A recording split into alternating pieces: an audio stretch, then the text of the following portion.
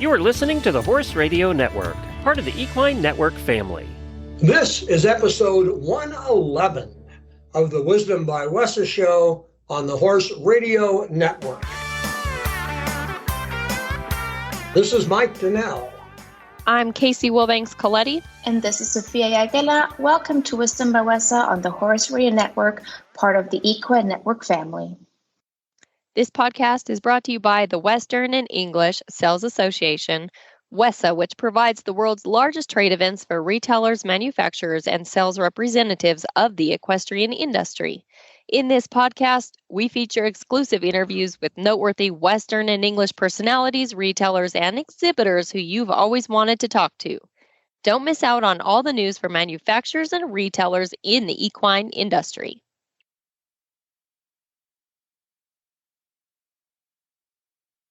The preparations for the August WESA trade show are in full swing. Sophia, what's something that we haven't touched on that'll be available in August? I think we covered a lot already, from exhibitor signups over advertising opportunities to buyer registrations. And if anyone has any questions about those topics, again, feel free to reach out to us. But what we haven't talked about is the 21st WESA Benefit Golf Tournament.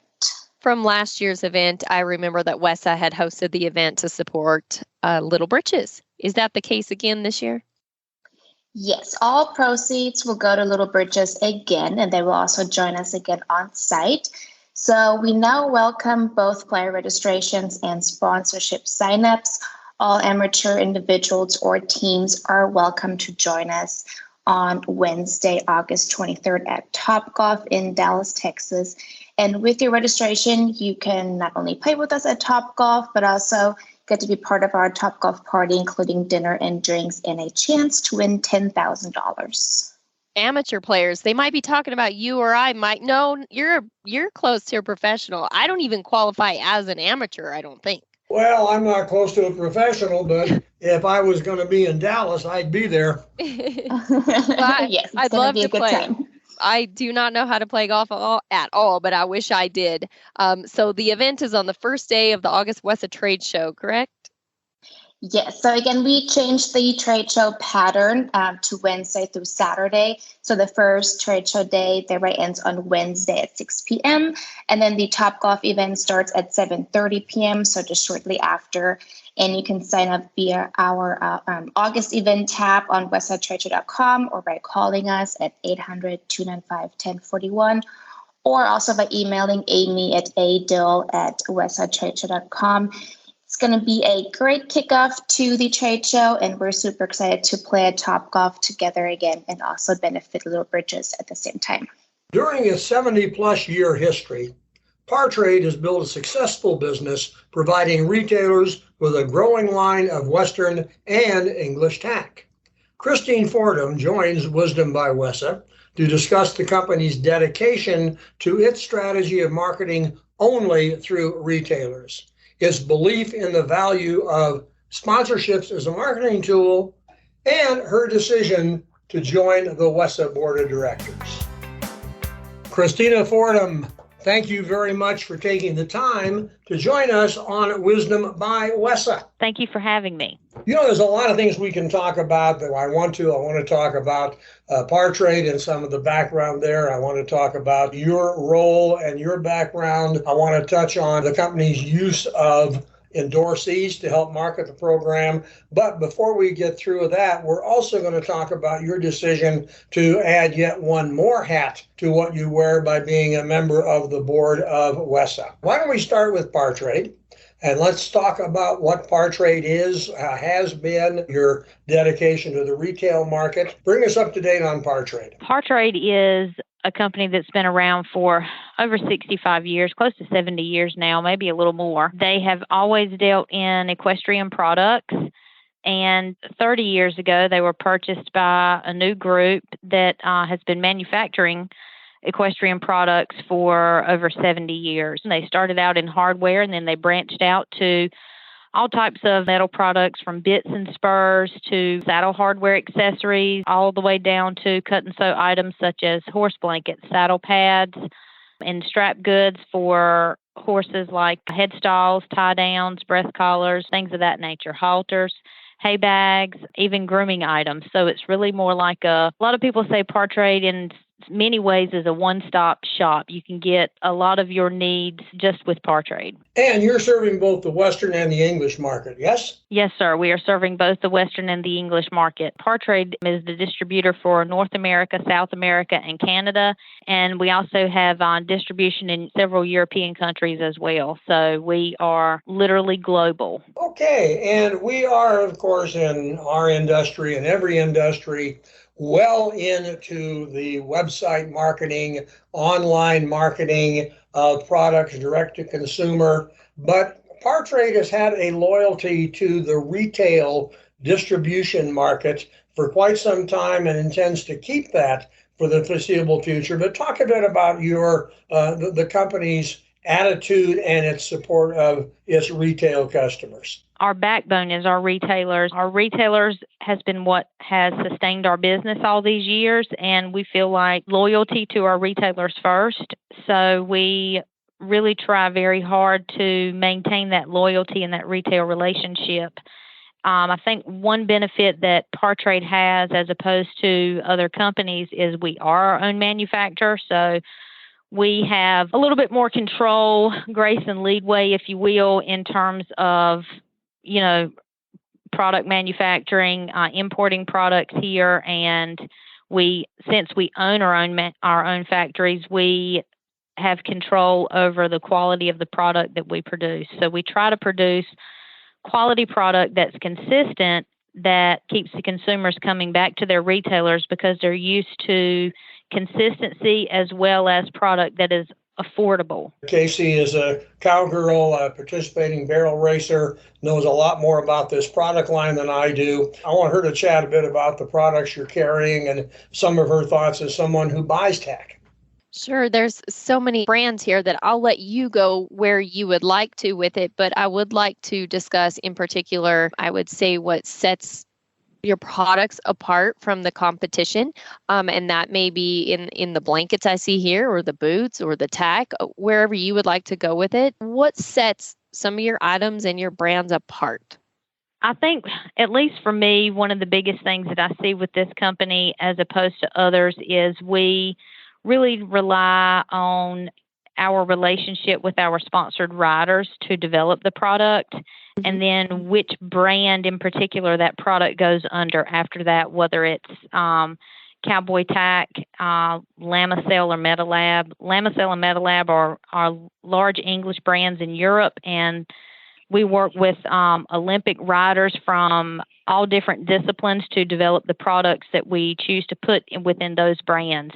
And for the Western market, which is predominantly what we have here in America, we use Cowboy Tack. Cowboy Tack is a brand that we are really trying to elevate, but also keep affordable.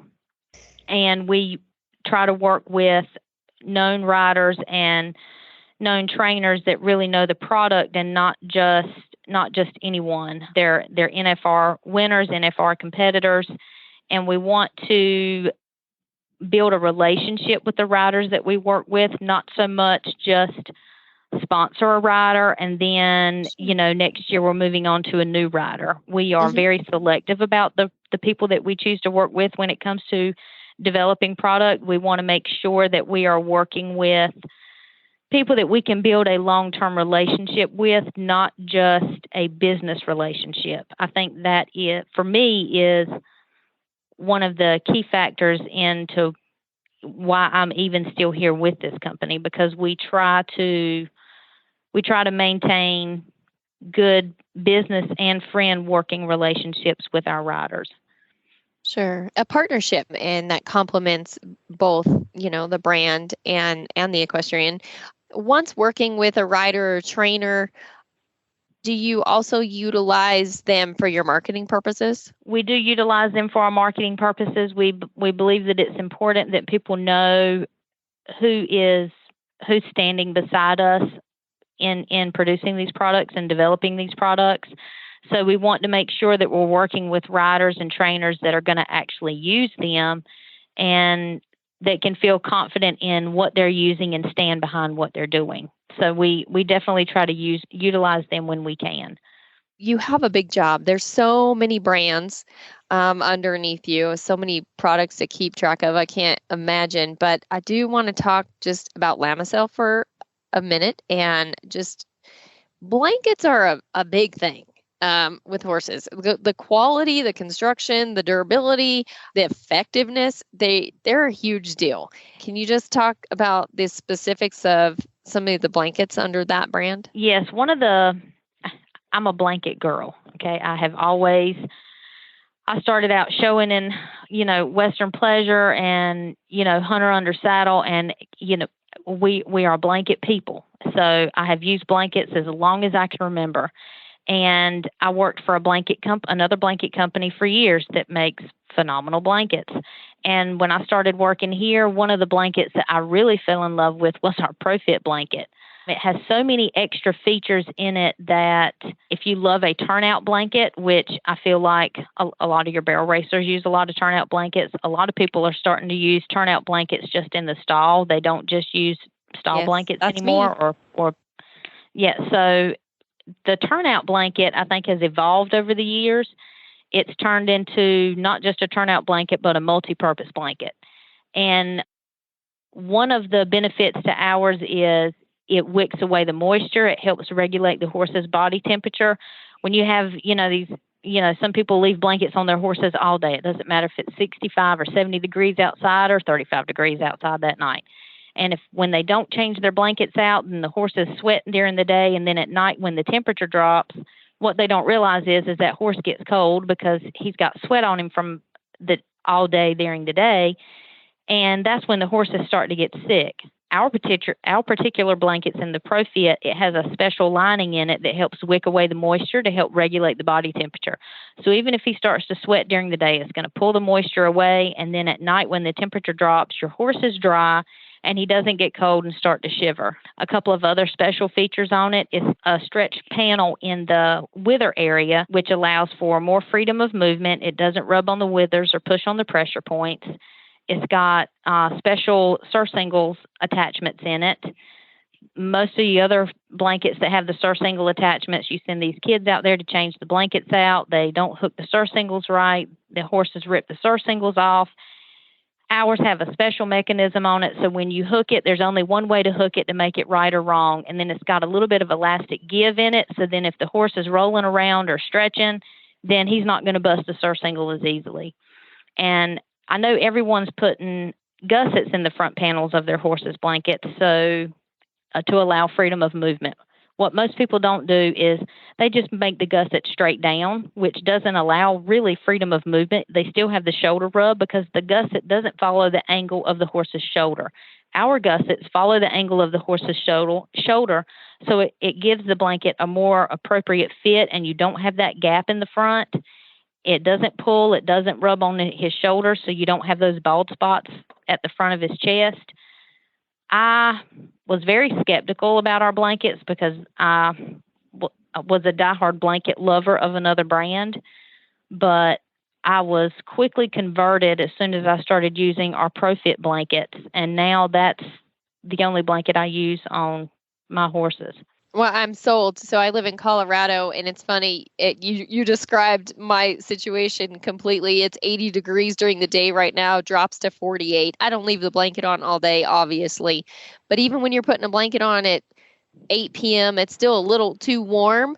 And so, but it drops. So it's just like the perfect combination for it. And before I throw it back to Mike, we do want to talk about you being a board member. I just wanted to talk about your fly sheet in the Lamisil just real quick, and then we'll move forward. The fly sheet, the ProFit fly sheet has the same features in it as our ProFit turnout. It's got the stretch panel on the withers, so you don't have to worry about rubbing there. It's got the special surcingles in it. It's got the gussets in it, like I explained earlier. But it's also got that protective textiline material that's rip resistant. I know a lot of people like to use the more flexible fly sheets. The problem with the flexible fly sheets is, yes, people think in their mind that it's cooler, and they think that it's softer on the horse, but it traps heat more. It's also more more apt to rip because the material is just not as durable. With our particular textile that we use on our fly sheets, it blocks the UV rays, it's durable for turnout, and they're still not going to sweat in it when you turn them out during the day. If it's 80, 90, or 100 degrees, you can still turn them out in it. Here in North Carolina, we have 100% humidity. It's 100, 110, 115 degrees during the day in the summertime. Now, yes, most people, if they have a barn, they need to be putting their horse away in it if they can. But then you have a lot of people that just do pasture turnout all during the day, but they want to have a little bit of protection on their horse from the sun, especially if you've got a horse that's got, any sort of skin allergies and is allergic to the sun, and they'll blister up. So our fly sheets are actually perfect for that because they still allow airflow and allow the horse to stay cool, but they're durable for turnout, and it has all of the same key features that we put in our blankets transfer over to the fly sheet. Are you a wholesaler looking to get into more stores?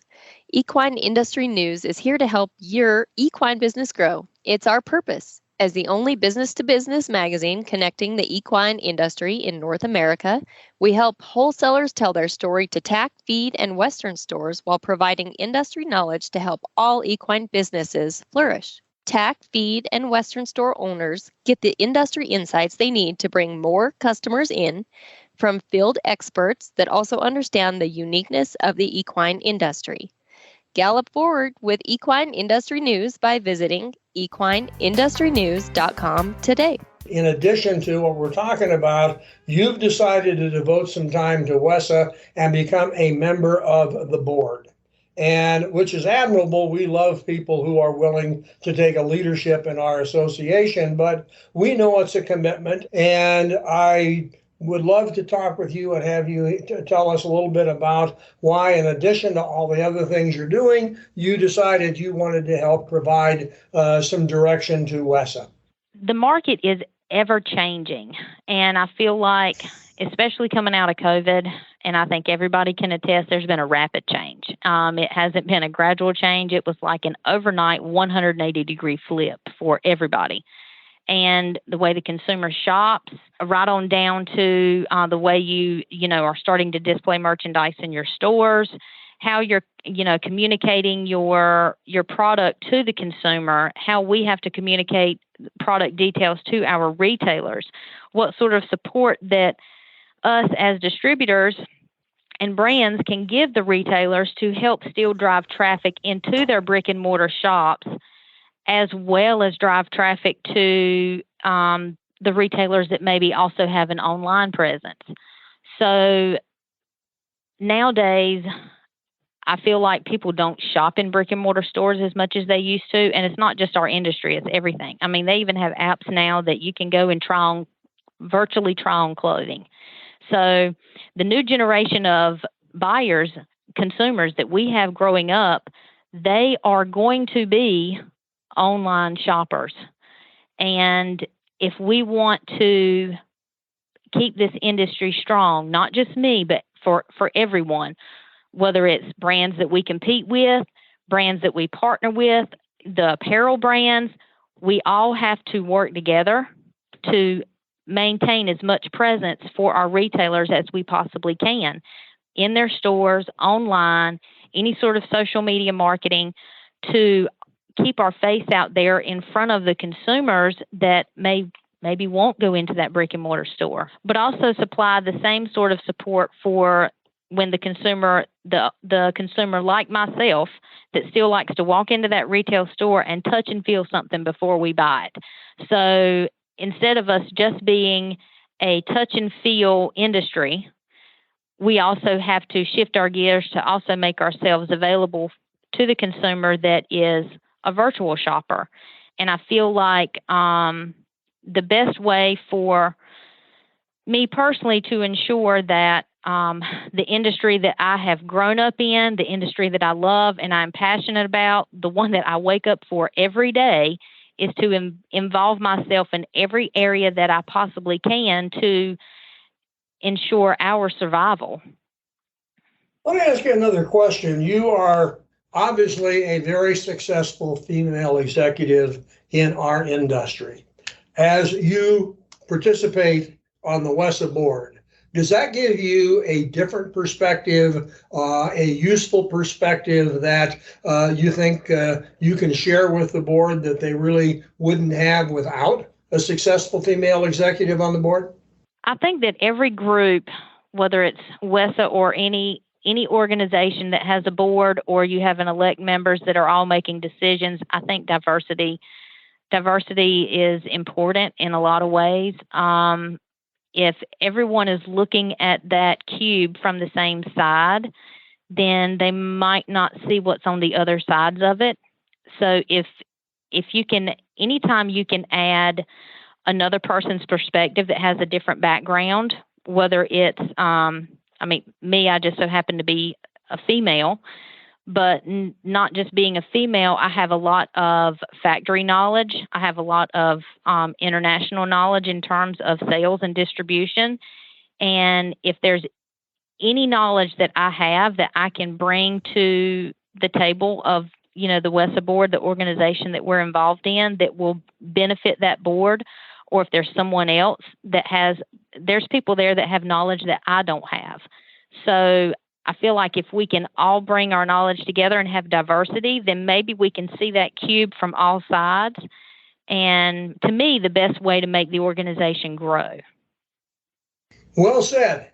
And I think that what you said, what you're saying is not only going to be a benefit to the WESA board, that would be a benefit to boards and governing bodies and decision makers in virtually every business. And we thank you for spending the time with us on Wisdom by WESA. It's been fun chatting with you to learn about Partrade. I learned a lot about horse blankets and about fly sheets, as did Casey. But more than that, it's just been kind of fun to talk with you because you come from a deep background in the industry, but you're forward-looking, and we thank you for taking the time. Thank you very much for having me. I enjoyed it.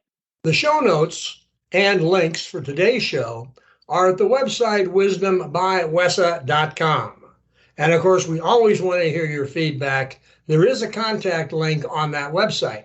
The Wisdom by WESA show will be published on the 15th and 30th of every month. You can listen on most of your favorite podcast players, and you can also listen on the wisdombywesa.com website. Be sure to visit all the great shows on the Horse Radio Network at horseradionetwork.com. WESA, where the industry meets.